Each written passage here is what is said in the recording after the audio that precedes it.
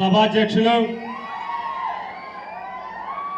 ఉప్పాల రాము గారు, అలాగే మా ఇంటి ఆడబిడ్డ నా కూతురు సమానరాలు ఉప్పాల హారిక గారు, అలాగే పెద్దలు సింహాది రమేష్ గారు, చక్రవర్తి గారు, పేర్ని కృష్ణమూర్తి గారు, ఇప్పటికి వరకు మనం పిలవంగానే వచ్చి మన్ని అమ్మాయిని ఓదార్చడానికి వచ్చినటువంటి వనిత గారు కానీ, లేదా కళ్యాణి గారు కానీ, లేదా రాష్ట్రంలోని వివిధ జిల్లాల నుంచి వచ్చినటువంటి మహిళా కాంగ్రెస్ వైఎస్ఆర్ కాంగ్రెస్ పార్టీ మహిళా విభాగం బాధ్యులకి చాలామంది రీజనల్ ప్రెసిడెంట్లు వచ్చారు, అలాగే మేయర్లు వచ్చారు, విజయవాడ మేయర్ గారు వచ్చారు, మచిలీపట్నం మేయర్ గారు వచ్చారు, ఇంకా వస్తూనే ఉన్నారు. వైఎస్ఆర్ కాంగ్రెస్ పార్టీ కుటుంబం అంతా కూడా నీకు అండగా ఉంటుంది అని చెప్పని హారిక గారికి ధైర్యం చెప్పడం కోసం రాష్ట్రంలో ఉన్నటువంటి వైఎస్ఆర్ పార్టీ ప్రతి ఒక్కళ్ళు కూడా వచ్చి మీ పెడమొచ్చి ఆవిడకి ధైర్యం చెప్పేటువంటి రోజు నిత్యం జరుగుతూనే ఉంటాయని చెప్తూ, అట్లాగే వేదిక మీద ఆశీనులైనటువంటి వైఎస్ఆర్ కాంగ్రెస్ పార్టీ నాయకులకి మరి ప్రత్యేకించి నా ముందు కూర్చున్నటువంటి జగన్మోహన్ రెడ్డి గారి కుటుంబ సభ్యులందరికీ కూడా నా హృదయపూర్వక నమస్కారాలు తెలియజేసుకుంటూ, బహుశా 8వ తారీఖు అనుకుంటా పామర్లో మీటింగ్ జరిగింది. 8వ తారీఖు సాయంత్రం,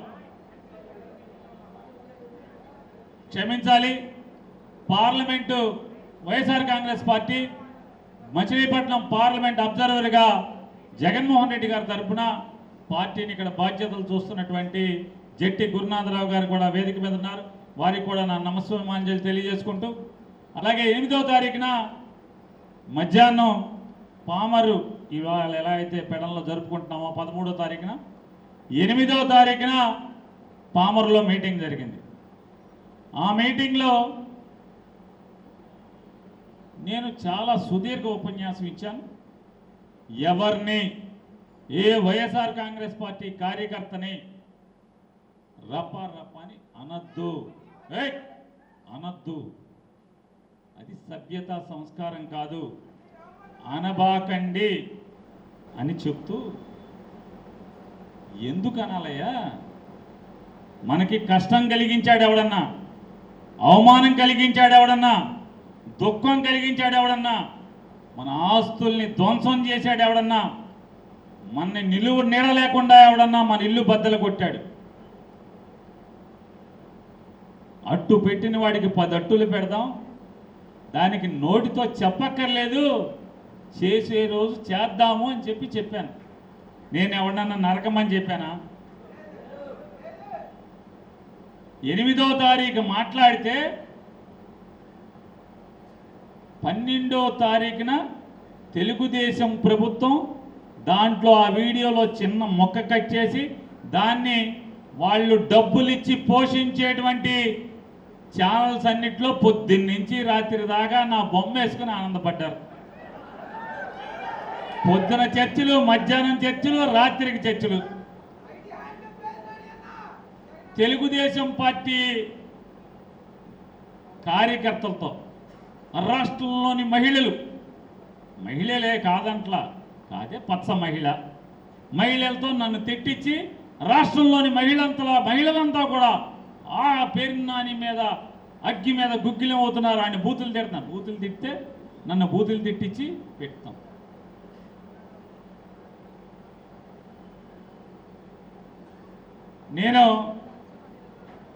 నేను ఏమీ అనకుండానే తెలుగుదేశం పార్టీ టీవీ ఛానల్స్ అన్నిట్లు కూడా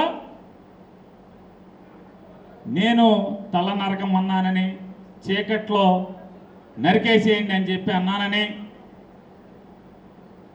చేస్తున్నారు కదా. రండి కైలానీల్ గారు, స్కూల్కి లేటుగా వచ్చారండి.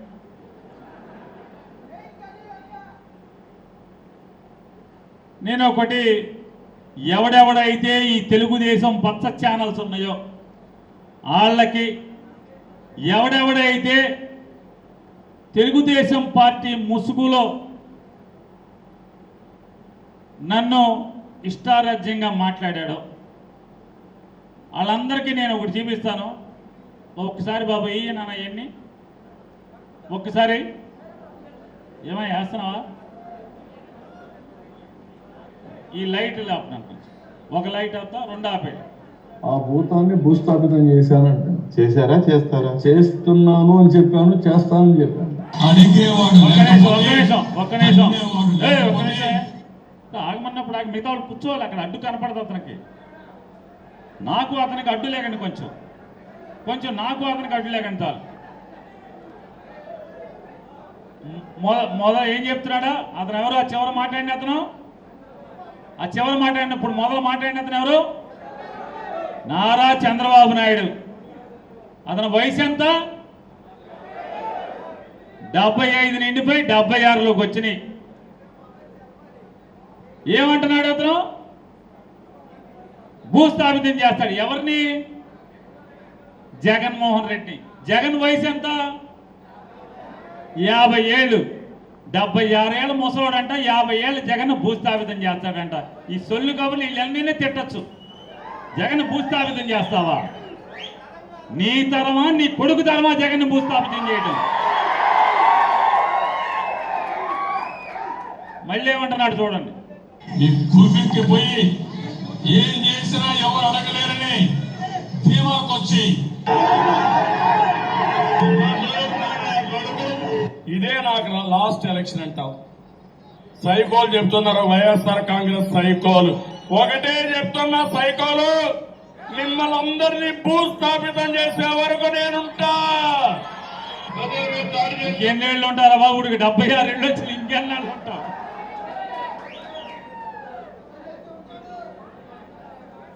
కాదు, సైకోల్ అంట. దీనికి ముందు వీడియో చూశారు కదా, ఎవడా గుడివాడలో ఆ రకంగా ఆడపిల్లని అవమానపరిచి పచ్చి బూతులు తిట్టి కారు బద్దలు కొట్టి చంపటానికి ప్రయత్నం చేసిన వాళ్ళని సైకోల్ అంటారా? మన్ని సైకోల్ అంటారా? సైకోల్ అందరూ మీరైతే ఇవాళ సైకోల్ రాజ్యం వెళ్తుంటే ఈ రకంగా మాట్లాడతారు. మళ్ళీ ఇంకా మిగతా అయినా ప్రతిపక్షాలపై దాడి చేస్తున్నావు, ప్రజాస్వామ్యంపై దాడి చేస్తున్నావు. అందుకే వార్నింగ్ ఇస్తున్నా, నిన్ను భూస్థాపితం చేస్తా. నీ పార్టీని జగన్ భూస్థాపితం చేస్తాడు, వైఎస్ఆర్ కాంగ్రెస్ పార్టీని భూస్థాపితం చేస్తాడంట. ఏరియల్ సర్వేలో వస్తాడు అంటే మీ హెలికాప్టర్లో వస్తాడు, గాలిలో వస్తాడు, గాలిలో పోతాడు. గాలిలో వస్తాడు, గాలిలో గెలిచిపోతాడు. మీరు ఇదే గుర్తుపెట్టుకోండి. మీరు యుద్ధం చెప్పండి రా. ఎంతో మంది వైసీపీ గుండా ఎమ్మెల్యే కొడుకులు వస్తారు. చాలా విసుకున్నారు. కూరకాలరా రండి, అందరూ బయటికి కూరకాలరా. అటు తిప్పి తిప్పి తిరిగిపోయేలా, తమడం మోసిపోయేలా చెప్పు పెట్టి కొడతాం. కూరకాలరా కొట్టడానికి సమస్యలుగా ఉండే కొడకల్లారా. తప్పు తీసుకొని పళ్ళు రాళ్ళ కొడతాను కొడకల్లారా. ఒక్కొక్కడికి చెప్తున్నాను, కింద కూర్చోబెట్టి నార తీస్తా. ఒక్కొక్కడిని ఆడ కాదు మగ కాదు, ఒక్కొక్కరిని కూర్చోబెట్టి నారకి నార ఒలిచి చూపిస్తాం. అంటే ఈ రకంగా బరి తెగించి మొన్న తిట్టచ్చు, ఏమైనా అనొచ్చు. ఏమయ్యారా వీడియోలు పెట్టండి రా, రేపటి నుంచి పెట్టండి, ఈ వీడియోలు వేసి చర్చా కార్యక్రమాలు పెట్టండి రా. ఎలా పెట్టరా? నిన్నటి దాకా జగన్మోహన్ రెడ్డి పేరు మీద బియ్యం పట్టుకెళ్ళారు మీ ఇంటికి.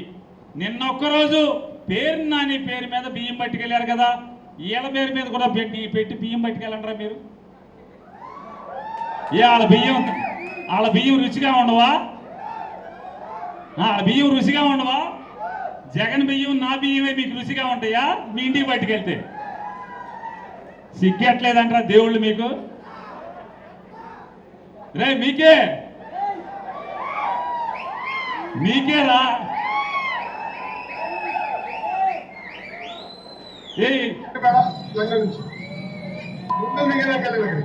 అయ్యా, మనం సైకోకి భయపడే బ్యాచ్ కాదు, ఆ సైకోలకి తోలు తీసే బ్యాచ్. వచ్చేది మేమే. గడ్రాయర్తో గుడివాడలో ఊరేగింపు చేపించే బాధ్యత ఈ లోకేష్ తీసుకుంటారు. మళ్ళీ మొత్తం ఒక్క నిమిషం ఆగా. అతనేమంటాడు? సైకోలు అంట. మనం ఎర్ర బుక్కు రాసి ఈ రకంగా దుర్మార్గాలు చేస్తున్నాడు సైకోనా? జనానికి గొప్పగా పరిపాలించినాడు జగన్మోహన్ రెడ్డి సైకోనా? ఎవడు సైకో?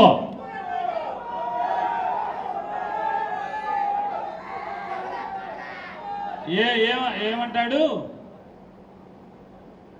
కాదు, గుడ్డలు ఓడదీస్తాడంట. అది కూడా అన్నాడులే, గుడ్డ ముందు గుడ్డలోడు తీసి కట్రాయర్ మీద రావాలంటే గుడ్డలోడు తీయాలి కదా.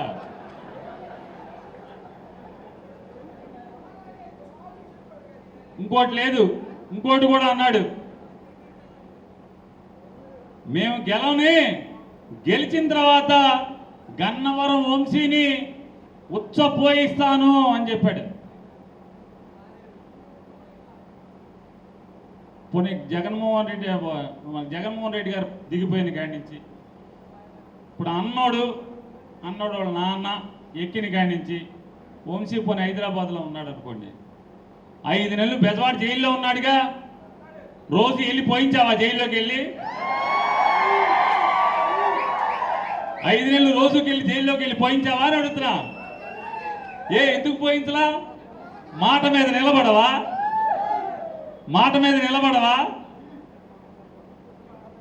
బెజవాడ జైలుకి వెళ్ళి పోయించాలి కదా, పోయించవా? ఊరికే మైకుల ముందు పోయిస్తారా?